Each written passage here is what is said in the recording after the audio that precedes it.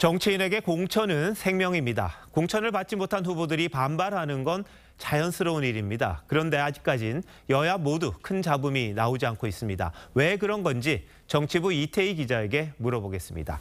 자, 이 기자, 먼저 여당 상황부터 한번 살펴보죠. 먼저 서울 강서울에 공천 신청을 했다가 탈락했던 김성태 전 의원 상당히 반발했잖아요. 근데 오늘 승복을 했습니다. 일주일 사이에 무슨 일이 있었습니까? 어제 한동훈 비대위원장이 공개적으로 김 전 의원이 드루킹 특검을 이뤄냈다면서 당에 기여한 바가 크다고 한 발언이 가장 큰 영향을 미쳤다는 분석이 나옵니다. 어제도 한번 짚어드렸지만 정치인에게 가장 중요한 명분, 즉 퇴로를 열어줬다는 겁니다. 김 전 의원은 오늘 기자회견에서 한 위원장에게 심심한 감사의 말을 전한다고도 했습니다. 서울 송파갑에서 컷오프된 석동현 변호사도 컷오프 발표 5시간 만에 승복한다는 입장을 냈습니다. 과거에는 공천 탈락자가 단식 투쟁을 하거나 항의 시위를 하는 일들이 비일비재했다는 점을 감안하면 현재까지는 분명 달라진 모습입니다. 뭔가 시스템 공천이 먹힌다 이렇게도 이야기할 수 있을 것 같긴 합니다만, 그런데 이번엔 개혁신당이라는 제3의 선택지도 있잖아요. 만약에 공천이 안 됐더라도 그쪽에 합류할 수가 있을 텐데 한동훈 위원장은 굉장히 단호하게 이야기를 하더라고요. 그렇습니다. 쉽게 말해서 갈 테면 가라는 식인데 직접 한번 들어보시죠. 공천에서 배제된 인사들이 개혁신당으로 움직이려는 그런 정도의 공공성과 그런 정도의 정치 마인드를 가진 분이라면 가시라고 말씀드리고 싶습니다. 진짜 가라는 뜻이라기보다는 그만큼 공천 공정성에 자신이 있다는 뜻으로 해석이 됩니다.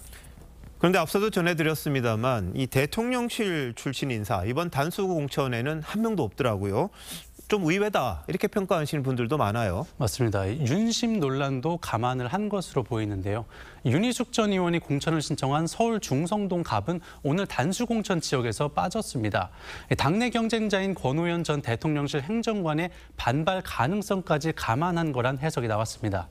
다만 당내 경쟁이 치열한 곳은 이번 발표에 포함되지 않았기 때문에 진짜 공천 경쟁은 아직 시작되지도 않았다는 말도 나옵니다. 공천 갈등의 뇌관은 지금부터라는 겁니다. 자, 야당 이야기도 한번 해보죠. 야당도 좀 조용합니다.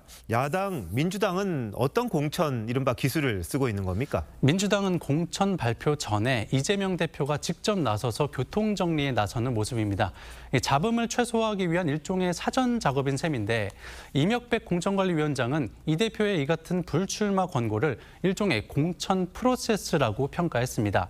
하지만 그 수혜가 결국 친명계 후보들에게 돌아가는 것 아니냐는 의혹이 나오는 것도 사실입니다. 민주당은 줄곧 시스템 공천을 강조하며 인위적인 공천 배제는 없다고 해왔는데 불출마 권고를 받은 당사자들 사이에선 이게 인위적 배제가 아니고 뭐냐는 볼멘 소리도 나옵니다. 네, 이제 공천이 막 시작입니다. 여러 곳에서 나올 텐데 이 결과를 보면 누구 말이 맞는지 알 수 있겠군요. 자, 이 기자 잘 들었습니다.